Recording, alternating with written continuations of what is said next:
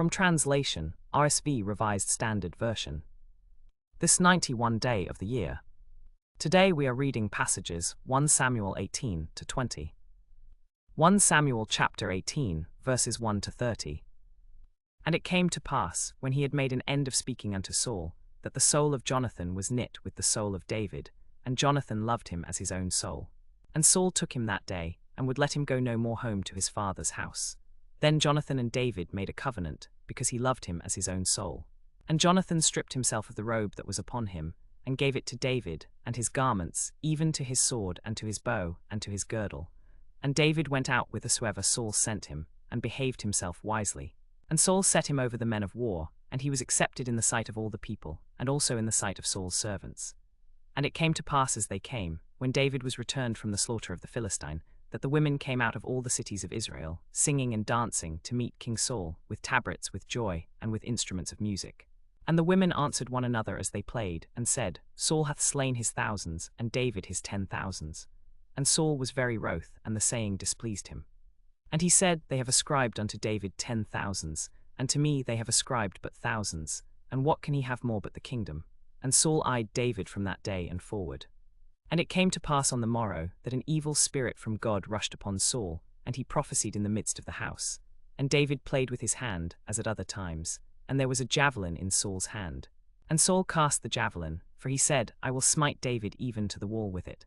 And David avoided out of his presence twice. And Saul was afraid of David, because the Lord was with him, and was departed from Saul. Therefore Saul removed him from him, and made him his captain over 1,000, and he went out and came in before the people. And David behaved himself wisely in all his ways, and the Lord was with him.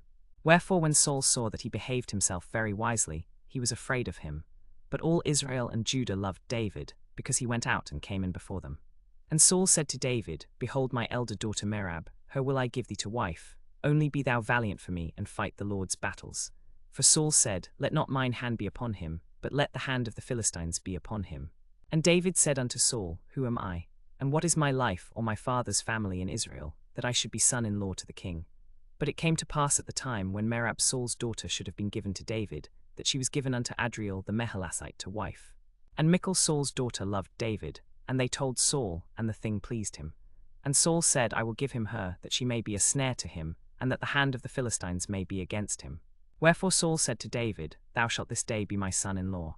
And Saul commanded his servants, saying, Commune with David secretly, and say, Behold, the king hath delight in thee, and all his servants love thee. Now therefore be the king's son-in-law. And Saul's servants spake those words in the ears of David. And David said, Seemeth it to you a light thing to be a king's son-in-law, seeing that I am a poor man, and lightly esteemed? And the servants of Saul told him, saying, On this manner spake David. And Saul said, Thus shall ye say to David, The king desireth not any dowry, but 100 foreskins of the Philistines, to be avenged of the king's enemies. But Saul thought to make David fall by the hand of the Philistines. And when his servants told David these words, it pleased David well to be the king's son-in-law, and the days were not expired. Wherefore David arose and went, he and his men, and slew of the Philistines 200 men. And David brought their foreskins, and they gave them in full tale to the king, that he might be the king's son-in-law. And Saul gave him Michal his daughter to wife. And Saul saw and knew that the Lord was with David, and that Michal Saul's daughter loved him. And Saul was yet the more afraid of David, and Saul became David's enemy continually.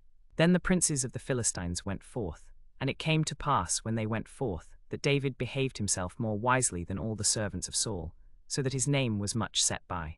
1 Samuel chapter 19, verses 1 to 17. And Saul spake to Jonathan his son, and to all his servants, that they should kill David. But Jonathan Saul's son delighted much in David. And Jonathan told David, saying, Saul my father seeketh to kill thee. Now therefore, I pray thee, take heed to thyself until the morning, and abide in a secret place, and hide thyself. And I will go out and stand beside my father in the field where thou art, and I will commune with my father of thee, and what I see that I will tell thee.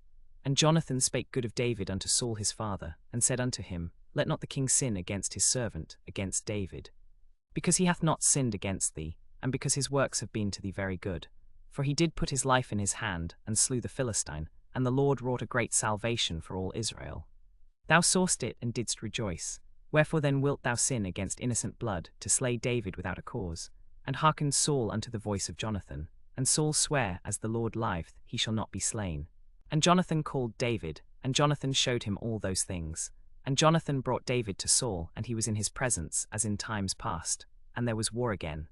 And David went out and fought with the Philistines, and slew them with a great slaughter, and they fled from him. And an evil spirit from the Lord was upon Saul, as he sat in his house with his javelin in his hand. And David played with his hand. And Saul sought to smite David even to the wall with the javelin, but he slipped away out of Saul's presence, and he smote the javelin into the wall, and David fled and escaped that night. Saul also sent messengers unto David's house, to watch him, and to slay him in the morning. And Michal David's wife told him, saying, If thou save not thy life tonight, tomorrow thou shalt be slain. So Michal let David down through a window, and he went and fled and escaped. And Michal took an image, and laid it in the bed, and put a pillow of goat's hair for his bolster, and covered it with a cloth. And Saul sent messengers to take David, but she said, He is sick. And Saul sent the messengers again to see David, saying, Bring him up to me in the bed, that I may slay him. And when the messengers were come in, behold, there was an image in the bed, with a pillow of goat's hair for his bolster. And Saul said unto Michal, Why hast thou deceived me so, and let mine enemy escape?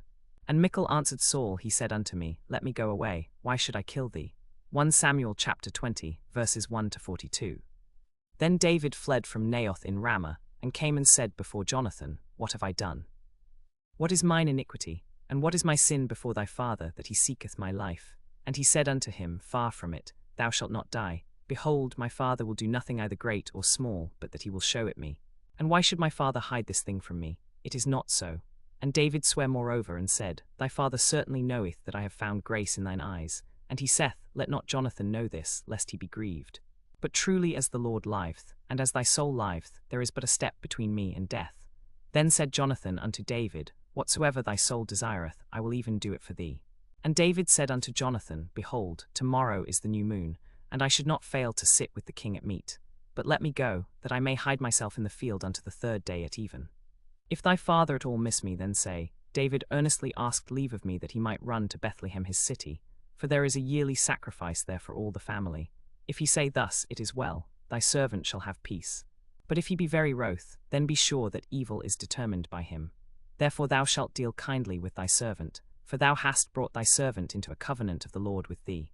Notwithstanding, if there be in me iniquity, slay me thyself, for why shouldest thou bring me to thy father? And Jonathan said, Far be it from thee, for if I knew certainly that evil were determined by my father to come upon thee, then would not I tell it thee.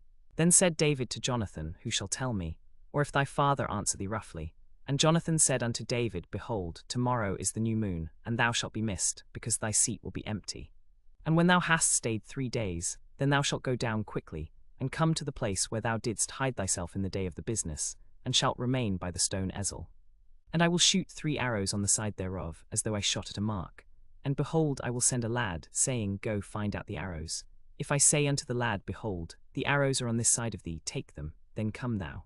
For there is peace to thee, and no hurt, as the Lord liveth. But if I say thus to the young man, Behold, the arrows are beyond thee, go thy way, for the Lord hath sent thee away. And as touching the matter which thou and I have spoken of, behold, the Lord be between thee and me forever.